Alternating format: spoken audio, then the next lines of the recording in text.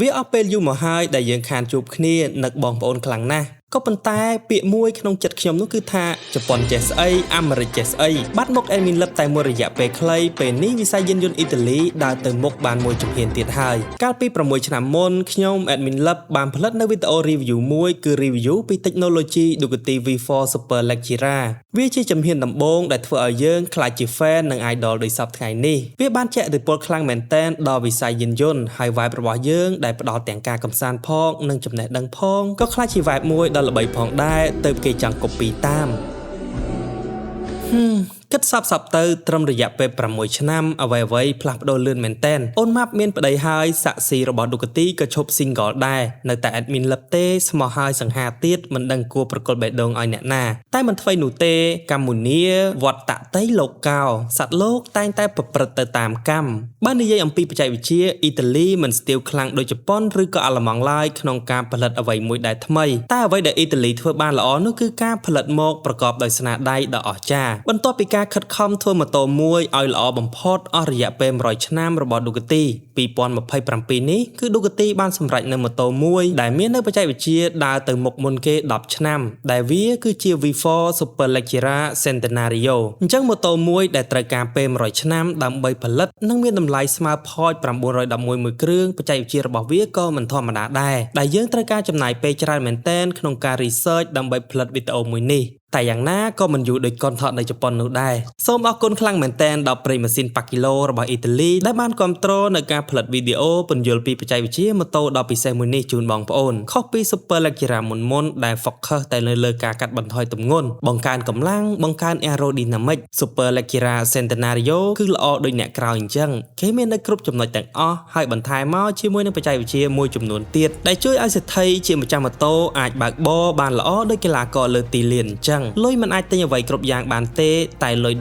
$150,000អាចឲ្យយើងមានសមត្ថភាពដែលកីឡាករខិតខំកសាងរាប់ឆ្នាំបានពាក្យថា Super Leggera គឺជាភាសាអ៊ីតាលីដែលបកប្រែជាភាសាអង់គ្លេសមានន័យថា Super Light ម៉ែអាស្រាលអញ្ចឹងគ្រប់ចំណុច model ពិសេសមួយនេះត្រូវបាន design ឡើងវិញដើម្បីឲ្យស្រាលជាងមុនដូច BA លេសម្រកហើយកញ្ចប់ថវិកាសម្រាប់ការចំណាយគឺមិនត្រូវបានរិះថាំឡើយដូចពេលចូល slow mo អញ្ចឹងក្នុងឆ្នាំ2014ខណៈពេលដែលស្ទាវកម្ពុជាកំពុងងប់លេង MSX និងស្ដាប់បទស្នេហាក្នុងពេលរាត្រី Ducati បានផលិតនៅ Super Leggera ដំបូងគេបង្អស់គឺ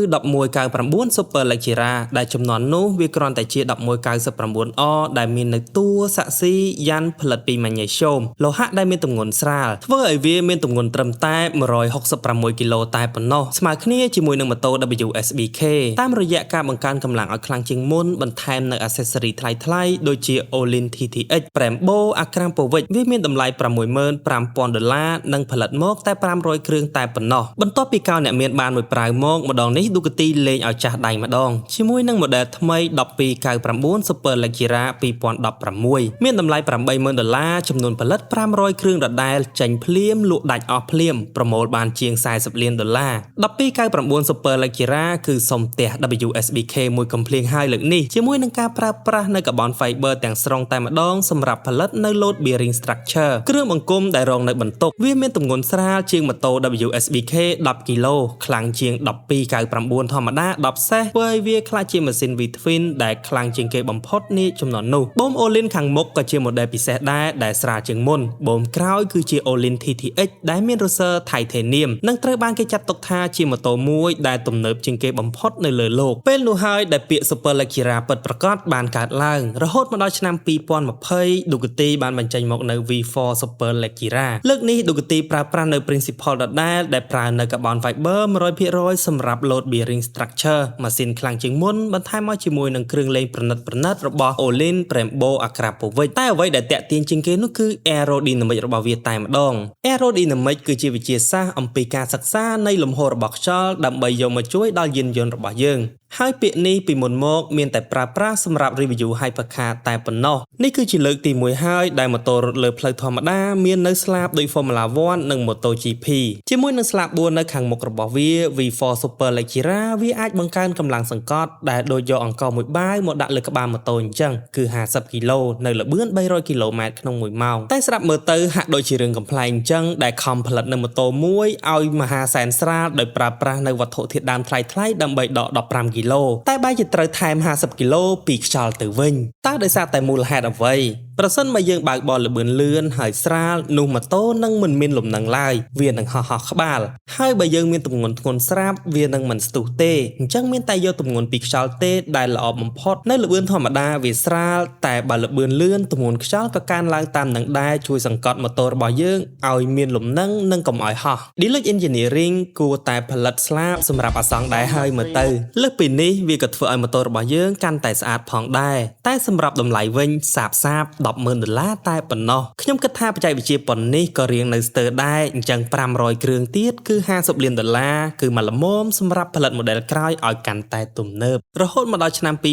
2026ដែលជាគម្រប់ខួប100ឆ្នាំរបស់ Ducati ត្រូវតែមានអ្វីពិសេសមួយសម្រាប់ខួបកំណើតខ្លួនឯងដើម្បីប្រមូលលុយមកជប់លៀងឲ្យធំម្ដងជាចម្លើយនោះគឺ V4 Superleggera Centenario Superleggera ដែលមាននៅអ្វីៗយើងស្រមៃ Road Production by ដំបូងគេបង្អស់ដែលមាននៅថា Frank Carbon Ceramic ដំបូងគេបង្អស់ដែលមាននៅបូមផលិតពី Carbon Fiber អន់តែប្រាំងក្រោយមួយទេលើកនេះដាក់លក់តម្លៃជាង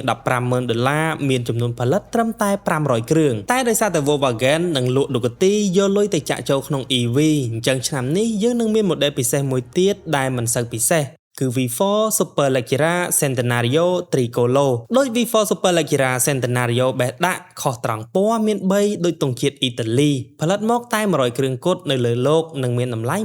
$20,000ដែលនេះវាប្រៀបដូចជា option ថ្នាំពណ៌ដែលមានតម្លៃ$50,000អញ្ចឹង option ដែលថ្លៃបំផុតមិនធ្លាប់មានក្នុងប្រវត្តិសាស្ត្ររបស់ម៉ូតូសម្រាប់ Ducati V4 Superleggera Centenario ក៏មិនខុសពី model មុនដែរដែលវាត្រូវផ្ដើមឡើងជាមួយនឹង Panigale Model R ដែលជា model ពិសេសមួយទុកសម្រាប់យកទៅធ្វើជាម៉ូតូប្រណាំង WSBK សម្រាប់រូបរាងថ្មីនេះមានអ្នកគាំទ្រខ្លះគាត់ថាស្អាតអ្នកខ្លះក៏ថាមិនស្អាតក៏ប៉ុន្តែអ្វីដែលខ្ញុំដឹងនោះគឺ Ducati Corsa ដែលជាអ្នកផលិតម៉ូតូ GP របស់ Ducati បានខិតខំជួយមែនទែននៅការ design ម៉ូតូមួយនេះដែលការ design របស់វាមាន inspiration ពី Ducati Generation មុនក៏ដូចជាធ្វើយ៉ាងម៉េចជួយឲ្យអ្នកបើកបរទទួលបានល្អបំផុតមិនថាលើ aerodynamic ផាសុកភាព position បើកបរនិងការបំភាយកម្ដៅសម្រាប់ម៉ាស៊ីនមិនមែនសម្រាប់តែល្អមើលនោះទេតែវាក៏ប្រហែលជាការ design មួយដែលប្លែកគេបំផុតដែរក្នុងត្រកូល Panigale ខុសពី model មុនដែលមាននៅរូបរាងមើលទៅ smooth មូលមួយដុំធំការ design ថ្មីនេះមើលទៅសឹងតែដូចគ្នានឹង MotoGP 2025ទៅហើយជាមួយនឹង aerodynamic design language ថ្មីដែលស្រួចជាងមុន slim ស្ដើងស្អាតជាងមុន sexy ជាងមុនកាបាំងផ្នែកចំហៀងត្រូវបានរចនាថ្មីដែលមើលមកមានផ្ទៃចំហច្រើនសម្រាប់ជំនួយដល់ការបញ្ចុះកម្ដៅនៃម៉ាស៊ីនថែមមកជាមួយនឹង side pod ដែលមិនធ្លាប់មានតតែសោះនៅលើម៉ូតូពីមុនមកការ design ថ្មីនេះក៏ផ្ដល់នូវផ្ទៃចំហឲ្យកង់មុខច្រើនជាងមុនផងដែរដែលយកគំរូតាម MotoGP ការធ្វើបែបនេះវាជួយទៅដល់ការបត់បែននៅល្បឿនលឿនចន្លោះសម្រាប់បំពាក់នៅស្អំប្រេងក៏ដូចជាធុងទឹកស្អំក៏ត្រូវបាន redesign ឡើងវិញដើម្បីជួយកាត់បន្ថយកម្ដៅរបស់247 horsepower ចង្គៀង LED ខាងមុខបានរចនាថ្មីទាំងស្រុងមើលមកកាចដូចភ្នែក Venom អញ្ចឹងខុសពី model មុនដែលមានមុខដូចឥន្ទ្រីរុនសម្រាប់ខ្យល់ចូលក្នុងម៉ាស៊ីនទាំងសងខាងដែលពីមុនមកនៅក្រោមភ្នែកក៏ត្រូវបានផ្លាស់ប្ដូរឲ្យមកចំកណ្ដាលវិញនិងបានបន្ថែមនៅសន្ទះពីក្រោមមួយទៀតសម្រាប់តែ V4R និង Superleggera ប្រៀបបីដូចជាមាត់ត្រីបាឡែនកំពុងស្រូបប្លង់តុងដែលវាជួយស្រូបខ្យល់បង្កើនសម្ពាធខ្យល់និងកម្លាំងម៉ាស៊ីន Aerodynamic មិនសូវជាសាហាវដូចមុនទេលើកនេះស្លាបមានតែ2ពិតមែនតែប្រសិនបើយើងមើលឲ្យគៀកស្លាបទាំងពីរនេះវាមាន2ស្រទាប់ដូចគ្នាបេះដាក់នឹង V4R WSBK តែអ្វីដែលប្លែកនោះគឺ corner side pod ដែលត្រូវបានប្រើប្រាស់ជាលើកដំបូងនៅលើ MotoGP Ducati ឆ្នាំ2021ខុសពីស្លាបដែលវាជួយកម្លាំងសង្កត់នៅពេលរត់ត្រង់ side pod បានជួយបង្កើត ground effect ឲ្យម៉ូតូនៅពេល corner ground effect គឺជាបាតុភូតរបស់ aerodynamic ដែលវាជួយស្រូបម៉ូតូរបស់យើងឲ្យស្អិតនឹងផ្លូវប្រៀបដូចជាត្រីតុកែជាមួយនឹងទូកញ្ចក់អញ្ចឹងដែល Ducati បានសន្យាថាវាជួយឲ្យកង់ខាំជាប់នឹងផ្លូវច្រើនជាងមុនដែលជួយឲ្យអ្នកបើកបរបង្កើនល្បឿនបានទោះបីជាកំពុង corner ក៏ដោយ Ergonomic របស់ម៉ូតូក៏ត្រូវបានសិក្សាឡើងវិញផងដែរដែលជាលទ្ធផលយើងទទួលបាននៅរាងធុងសាំងថ្មីដែលជួយ support អ្នកបើកបរនៅពេលចាប់ប្រាំងតែអ្វីដែលធ្វើឲ្យខ្ញុំមិនសូវពេញចិត្តពីវានោះគឺវាធ្វើពីអាលុយមីញ៉ូមក្នុងនាមជា Road Production by ដំបូងគេបង្អស់ហើយដែលមាននៅគ្រោងផលិតពីកាបូនហើយចុះហេតុអីក៏មិនចាយលុយបន្តិចទៀតទៅសម្រាប់ការដាក់ធុងសាំងកាបូនតែប្រហែលអាចជាពាក់ព័ន្ធជាមួយនឹង regulation ឬក៏សុវត្ថិភាពតែមិនអីទេបន្តិចទៀត full 6ឬក៏ BST នឹងចេញលក់ហើយ ហើយប្រហែលជាតម្លៃ$5-6,000អីហ្នឹងកែបក៏ត្រូវបានរចនាថ្មីឲ្យធំជាងមុននិងវែងជាងមុនប្រហាក់ប្រហែលនឹងរបស់ MotoGP ធំជាងមុនដើម្បីជួយសម្រួលដល់ពេល corner វែងជាងមុនសម្រាប់ខិតក្រោយកុំឲ្យចូលខ្យល់បុកនៅពេល top speed គិតដល់ណាយមីស្នេហ៍តែសម្រាប់ខ្ញុំការ design នេះប្រហែលជាចម្លងតាម team ក្រាបកម្ពុជាយើងនឹងឯងឈ្នាន់ជើងក៏ត្រូវបានខិតចូលក្នុង10 មីលីម៉ែត្រដែលធ្វើឲ្យជើងរបស់អ្នកបើកបរខិតចូលផ្ទៃរបស់ម៉ូតូជួយកុំឲ្យតាក់ខ្យល់តែចូលរួមរំលែកទុកផងព្រោះថាបើមិនប្រើទឹកស្អំដែលបញ្ចុះកម្ដៅបានល្អនោះទេម៉ាស៊ីនឌូកាទីនឹងក្ដៅណាស់បើជាយឺតមិនកន្ថែកជើងដូចស្ទៀវទេច្បាស់ណាស់ជាឆេះរោមហើយស្លាបថ្មីបង្កើនកម្លាំងសង្កត់បានតែ6គីឡូទេខុសពី Super Leggera មុនបាន50គីឡូតែវាតាក់ខ្យល់តិចជាងមុន 4% នៅក្នុង Aerodynamic យើងមានរបស់ពីរដែលយើងចង់បាននិងមិនចង់បានតែវាមិនអាចខ្វះគ្នាបានឡើយយើងចង់បាន downforce សម្រាប់សង្កត់ម៉ូតូហើយយើងមិនចង់បាន drag ឡើយព្រោះវាទប់ល្បឿនម៉ូតូរបស់យើង Koenigsegg Jesko Attack គឺមាន downforce ជាង 1000 គីឡូតែមិនអាចបើកបរដល់500គីឡូម៉ែត្រក្នុង1ម៉ោងដូច Jesko Absolute ទេព្រោះល្បឿនរបស់វាត្រូវទប់ដោយសារ drag កាលណាមាន downforce កាលនោះមាន drag ប្រៀបដូចជាស្នេហារមែងមានការឈឺចាប់មិនបង្កើនកម្លាំងសង្កត់តែកាត់បន្ថយ drag នេះក៏ប្រហែលជាដោយសារ overall ម៉ូតូទាំងមូលគឺមាននៅ aerodynamic efficiency រួចហើយរួមមកជាមួយនឹង technology សម្រាប់អ្នកបើកបរថ្មីនេះក៏ត្រូវបានធ្វើឲ្យល្អជាងមុនផងដែរទើបយើងត្រូវការ support តិចតួចពី aerodynamic គ្រប់កបាំងរបស់ Super Leggera Centenario ទាំងមូលត្រូវបានផលិតទាំងស្រុងពី carbon fiber លាយមកជាមួយនឹង livery របស់ MotoGP ឆ្នាំ2026ក៏ដូចជា stripe ពណ៌សដែលជា iconic របស់ Ducati បាញ់មកជាមួយនឹងពណ៌ក្រហមគ្រឿងពិសេសដែលមានឈ្មោះថា Rosso Centenario Red ពណ៌ក្រហមដែលយកលំនាំតាម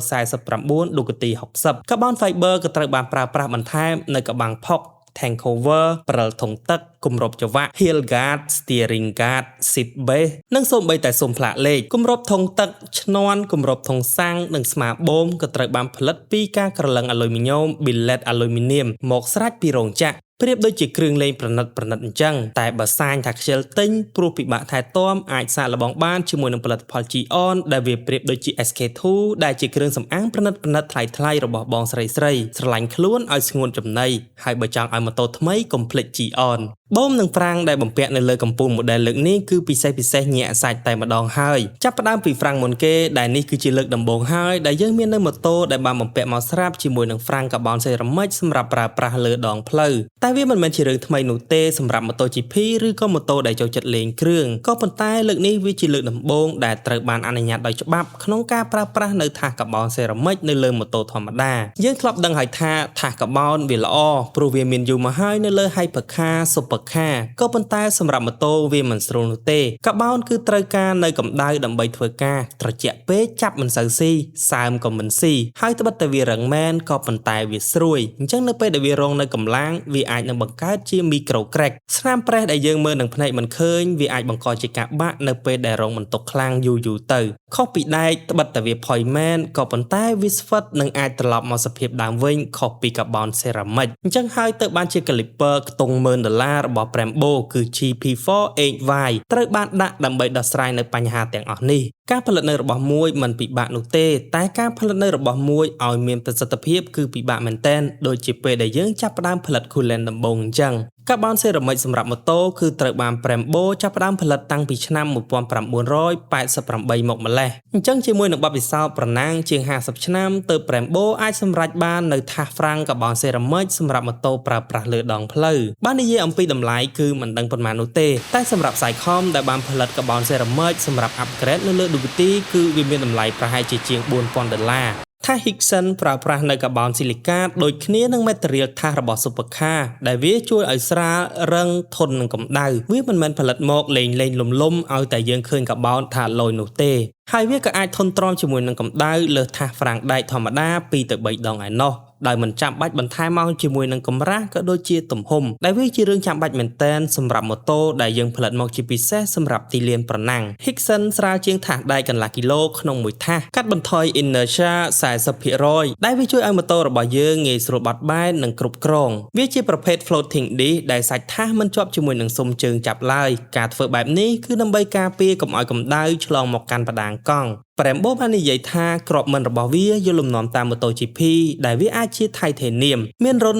132សម្រាប់បញ្ចុះកម្ដៅថាថ្មីនេះត្រូវបាន develop មកជា set តែម្ដងជាមួយនឹង Brembo HP48Y ហេតុអ្វីបានជាយើងត្រូវការ caliper ថ្មីសម្រាប់ថាសកាបោនចម្លើយនោះគឺថាសកាបោនអាចនឹងមានកម្ដៅរាប់រយអង្សានៅពេលដែលយើងប្រើប្រាស់លើទីលានអញ្ចឹង caliper ដែលយកទៅដាក់ក៏ត្រូវតែធន់នឹងកម្ដៅក៏ដូចជាបំភាយកម្ដៅបានល្អដូចគ្នា caliper ពិសេសនេះគឺជាប្រភេទ caliper 4 piston 2គ្រាប់ 30 មីលីម៉ែត្រ 2គ្រាប់ទៀត 34 មីលីម៉ែត្រ ការប្រើប្រាស់ពីស្តុងមិនដូចគ្នាបែបនេះវាធ្វើឲ្យការចាប់ហ្វ្រាំងមិនបោកពេកនិងស្បែកហ្វ្រាំងស៊ីស្មើល្អវាជាប្រភេទ monoblock caliper ដែលជា caliper ពិបាកផលិតបំផុតមួយនៅលើលោកយ៉ាងនេះដែលវាត្រូវបាន CNC ចេញជារូបរាងពីអាលុយមីញ៉ូមតែមួយដុំតែម្ដងដោយមិនមានទំនប់ពិតជាពិបាកខ្លាំងណាស់សម្រាប់ការផលិតនៅដុំហ្វ្រាំងមួយដែលមាននៅប្រព័ន្ធប្រេងសុកស្មាញក្នុងដុំអាលុយមីញ៉ូមមួយនោះហើយត្រូវធ្វើឡើងដោយមិនមានការកាត់តឬបង្គុំឡើយវាក៏ត្រូវបានបន្ថែមមកជាមួយនឹងស្លាបព្រិលតូចៗនៅជុំវិញពីស្តុងហ្វ្រាំងដោយ caliper MotoGP ដើម្បីកាត់បន្ថយកម្ដៅ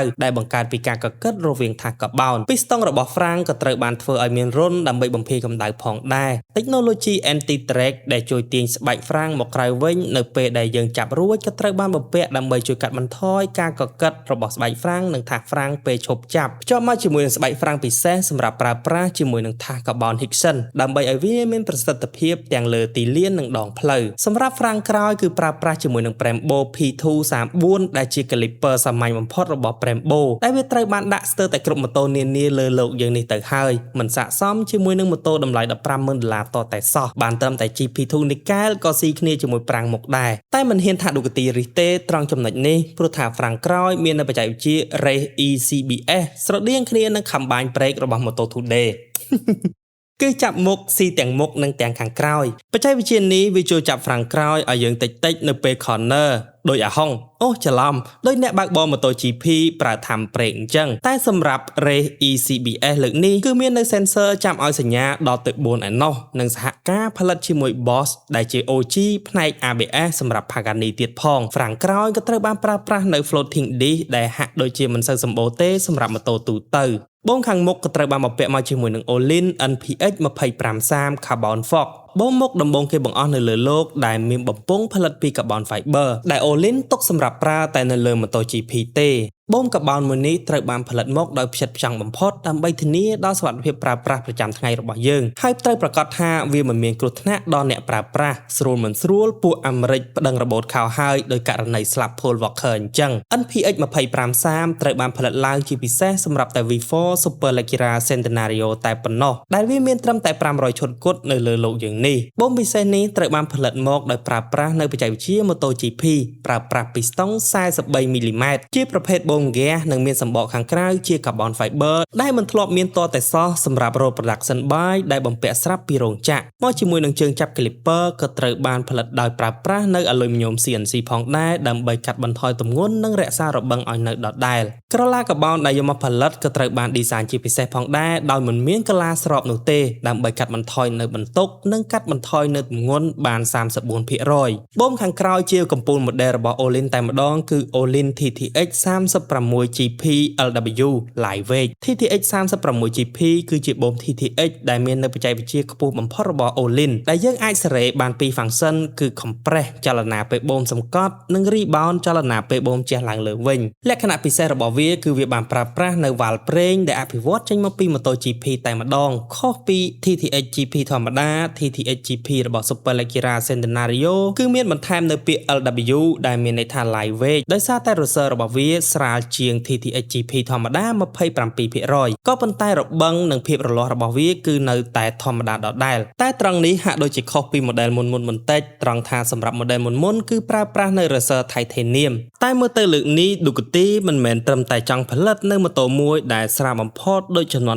1299ឬក៏ផ្ដោតលើ aerodynamic បំផុតដូច V4 Superleggera ទេតែលើកនេះប្រហែលជា Ducati ចង់ផលិតនៅម៉ូតូមួយដែលល្អបំផុតនៅលើទីលានហើយថាមិនត្រូវ Ducati ចង់ផលិតនៅម៉ូតូមួយសម្រាប់ប្រណាំងជាមួយ Formula 1 ហើយ